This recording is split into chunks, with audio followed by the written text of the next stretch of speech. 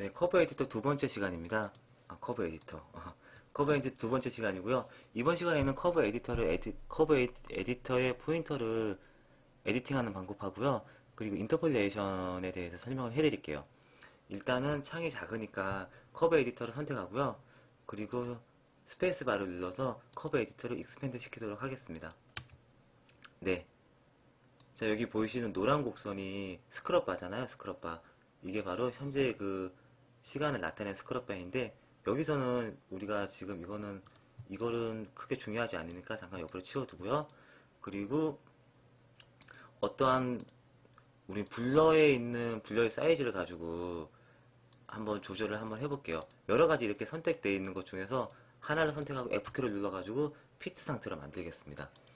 일단 포인트를 하나 선택을 하고요. 그 포인트를 이동을 한번 시켜볼게요.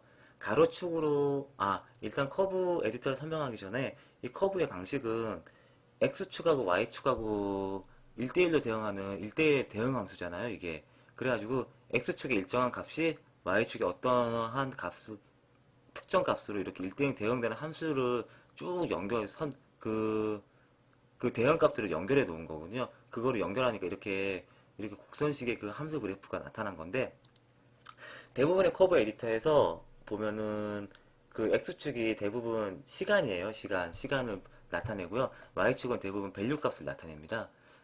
그리고 컬러 쪽에서의 커브 에디터는 X축이 인점이 아니라 인을 나타내고 Y축이 대부분 아웃을 나타내요. 그거는 컬러 시간에 가서 그 원리에 대해서 제가 설명을 해드릴게요. 일단은 분자의 사이즈는 X축이 프레임을 나타내는 거고요. 소위 말해 여기 10 써있으면 이게 10프레임이에요. 20 써있으면 20프레임, 30 써있으면 30프레임이고, Y축이 블러의 어마운트 값, 블러를 10만큼 먹거나, 여기는 블러 사이즈라 그러잖아요. 블러 사이즈가 10이거나 20이거나 30이거나 그걸 나타냅니다. 자, 포인트를 하나 선택하고요. 선택하고 일단 커버 에디터에서 포인트를 추가하는 법부터 알려드릴게요. 포인트 추가하는 거는 커맨드하고 L키 누르고 스프라인 곡선에서 이렇게 추가를 시킬 수 있습니다. 지우는 방법은요, 선택하고 딜리트 키를 눌러서 이렇게 지우실 수 있어요. 여기까지 간단하죠? 그리고 다중으로 선택하는 방법은 드래그해서 이렇게 다중으로 선택하실 수 있고요. 그리고 컨트롤 키 눌러가지고 하나씩 이렇게 선택할 수 있고요.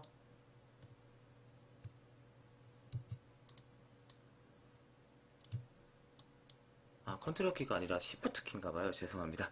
시프트 키 누르고 이렇게 하나씩 이렇게 선택할 수 있습니다. 시프트 키네요. 그런 다음에 가운데 지점에서 오면은 십자키가 가로 세로 다 했을 때 이렇게 가로 세로 이렇게 움직일 수 있고요.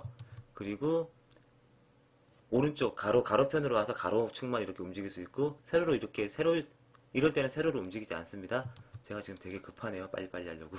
그리고 그 세로축으로 가면 사살초가 위아래로 바뀌면 세로축만 이렇게 움직일 수 있어요. 그리고 스케일도 이렇게 조절할 수 있고요. 네, 이렇게 조절할 수 있습니다. 이렇게 조절할 수 있고요. 이게 설계가 왜 이렇게 X축하고 Y축만 이렇게 조절할 수 있도록 설계가 됐냐면요. 말 그대로 포인트를 하나만 잡아볼게요. 포인트를 하나만 잡고 최초에 가로축으로 이렇게 움직이면은 얘가 세로축으로 움직이지 않아요. 그렇게 설계가 되어 있는데, 그리고 최초에 세로축만 움직이면은 얘가 가로축으로 움직이지 않죠. 이거는 바로 어떤 걸 뜻하냐면요. 만약에 지금 같은 경우는 Y축도 약간 건드릴게요. 여기 보면 X13, Y30이라고 적혀 있죠. X13, Y30. 이건 뭘 뜻하냐면 13프레임에 블러의 사이즈가 30이란 뜻이에요. 근데 제가 만약에 20프레임에 블러의 사이즈 30을 유지하면서 키프레임을 이렇게 변경하고 싶다. 그럼 이렇게 변경하면 바로 이렇게 적용이 되잖아요. 그런 반면에 20프레임 상태 내에서 블러의 사이즈만 조절하고 싶다. 그럼 이렇게 조절할 수가 있는 거예요. 편하게. 그런 식으로 이렇게 설계가 되어 있거든요. 뉴프는. 그런데 그런데 컨트롤 키를 누르고 하시면은 이렇게 마음껏 이렇게 조절하실 수도 있습니다. 제가 방금 보여드렸듯이 포인트 하나 잡으면 이렇게 수치값이 나오는 거를 수치값이 나오니까 여기 마우스 커서에 가서 이렇게 누르면 수치값을 조절할 수 있고요.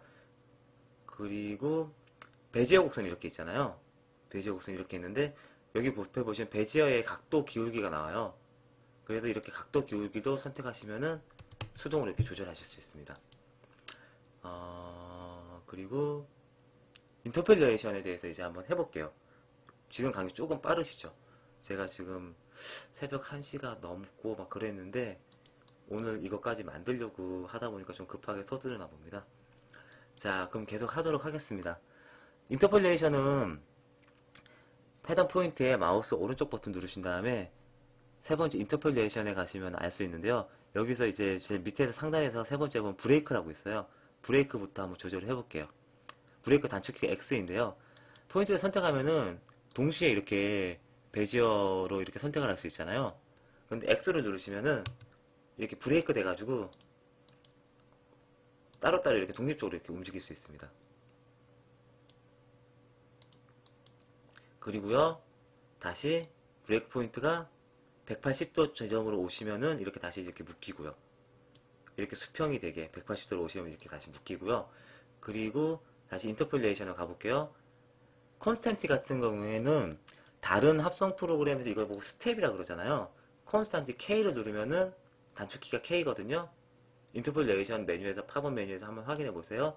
그러면은 이런 식으로 스텝이 돼요. 이건 말 그대로 어떻게 되냐면 0부터 여기 19, 20프레임 전까지, 그러니까 19프레임까지는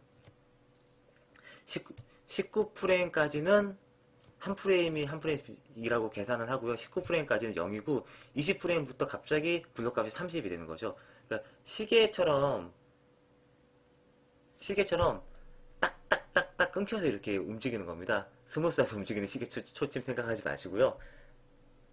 전자시계처럼 1, 2, 3, 4 그런 식으로 이렇게 딱딱딱딱딱딱딱 끊겨서 이렇게 이동을 해요.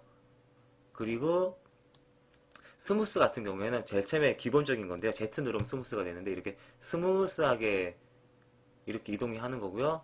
그리고 리니어 같은 경우에는 일률적으로 제가 K를 눌렀는데 잘못 눌렀습니다. 리니어는 L이거든요. L 같은 경우는 이렇게 일률적으로 속도 그래프가 일정적으로 유지가 되는 거죠. 이렇게 유지되도록 일률적으로 이렇게 움직일 수 있습니다. 리니어는 자, 이게 L이 리니어고요. 그리고 캠노라고 큐빅 같은 경우에는 뭐 이렇게 스플레인의 이게 다른 형태라고 그냥 생각하시면 돼요. 전체를 선택하는 건 컨트롤 A고요. Z 눌러서 다시 스무스 하겠습니다. 그리고 특이할 만한 포인트가요. 누크의 여기 인터폴레이션에 가면은 제일 밑에 있는 비포하고 애프터예요. 약간 굉장히 중요한데요. 시작 부분이 지금 이렇게 컨스탄트로 되어 있는 거는 그 앞에서의 밸류 값을 일정하게 유지해라. 프레임을 이렇게 이동하더라도 그 뜻이거든요. 그러니까 한마디로 정지해 있다가 그러니까 운동이 어떤 그 어마운트 값이 있지 않다가 이 프레임 1프레임부터 바로 이렇게 거기에 대한 수치 값이 이렇게 이동이 있는 거잖아요. 그런 식으로 그 프레임을 유지하는 거거든요. 애프터 같은 경우는 동일하고. 근데 만약에 비포 같은 경우를 리니어로 두면은 이 수치 이대로 리니어가 되는 거예요. 한마디로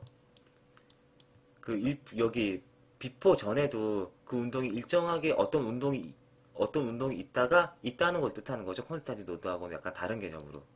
그래서 이걸 다시 조절할 수가 있어요. 이렇게 조절하다가 여기 수치에서 0을 주면은 리니어로 바뀌죠. 애프터의 경우도 또 동일한 메뉴입니다. 애프터의 경우도 동일한 메뉴이고요.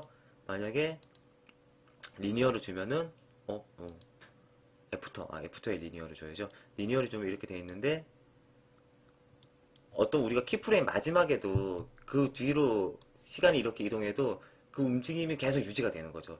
그러니까 계속 움직임이 있는 겁니다. 움직임이 있는 걸 뜻하는 거고요. 그 키프레임이 만약에 컨스탄트라면 그 움직임이 거기서 멈추는 거죠. 그걸 뜻합니다. F키 누르겠습니다. 자, 그래가지고 한 개의 그 커브 에디터 내에서 여러 가지의 그 운동을 우리가 제어할 수 있어요. 여기 처음에는 리니어로 이렇게 하고 이 세 개의 키프레임, 두 개의 키프레임은 스무스하게 하고 그리고 마지막 두 개의 키프레임은 스텝으로 주고 이런 식으로 조절할 수가 있는 거죠. 전체를 선택해서 Z 눌러서 스무스하게 만들겠습니다. 그 캡롤 같은 걸 쓸 때 주의할 점이요. 전체를 선택해서 캡롤을 하면은 캡롤 같은 경우에는 바로 이렇게 비포하고 애프터가 이렇게 일정적으로 유지가 돼요. 그래가지고 캡롤 그래프를 유지하면서 하고 싶다면은 캡롤 그래프를 유지하고 싶은데 비포하고 애프터에 유의를 하면서 이렇게 유지를 해야겠죠. 스무스 같은 경우에는 참고로 이렇게 컨스탄트로 운동이 멈추고요. 이렇습니다. 이렇고요. 이지 인아웃을 설명을 해드려야겠죠. 컨트롤 A 리니어 상태에서 생각하면 되게 굉장히 편해요. 이지 인아웃은. 자, 운동이 이렇게 리니어 상태로 어떤 운동이 일정하잖아요. 곡성 상태면은 그 운동이 일정하지 않고 그 곡선의 기울기에 따라서 그 운동이 급격하게 변하거나 느리게 변하거나 그걸 나타내는 거고요. 그런데 우리가 일률적으로 어떤 운동이 차라고 생각하시면 편해요. 차가 처음에 시동을 걸 때는 처음에는 느리게 움직이다가 속도를 계속 내가지고 어느 속도로 거기에 반응하다가 나중에 쓸 때도 서서히 가리면서 딱 쓰잖아요. 그런 것 같은 운동 애니메이션을 주기 위해서는 여기 호리젠털 옵션을 주면 굉장히 편하게 줄 수 있어요. 호리젠털을 누르면은 H를 누르면 호리젠털이거든요. 그럼 이렇게 이지 아웃이 되는 거예요. 이지 아웃. 그 리니어하고 이지 아웃을 보세요. 자, 기울기가 처음에는 더 밑에 있죠. 밑에 있다가 더 느리게 시작했다가 여기 이 부분에서는 더 빠르게 움직이는 거거든요. 느리게 시작했다가 빠르게 움직이는 거고요. 그 반대가 이지인인데 이지인 같은 경우에는 마지막 포인트 잡고 H를 누르면 호리젠탈 되면서 빠르게 움직이다가 나중에 서서히 느리게 이렇게 마지막 포인트로 오는 거죠. 이런 식으로 그 키프레임 인터폴레이션을 조절하실 수 있습니다. 음. 참고로요. 제가 아까 전 시간 설명을 안 드린 게 있는데 이 세 개의 포인트만 확대해서 보고 싶으면은 마우스 중간 버튼으로 그 세 개의 포인트를 이렇게 드래그 하셔서 보시면 이렇게 확대해서 보실 수 있으세요. 네, 그렇습니다. 커브 에디터의 인터폴레이션은 여기 이 정도 설명해 드리면 될 것 같아요. 궁금하신 점 있으시면요. 음, 질문 게시판에 남겨주시거나 그 밑에 댓글로 알려주시면은 거기에 다시 설명을 해드리도록 하겠습니다.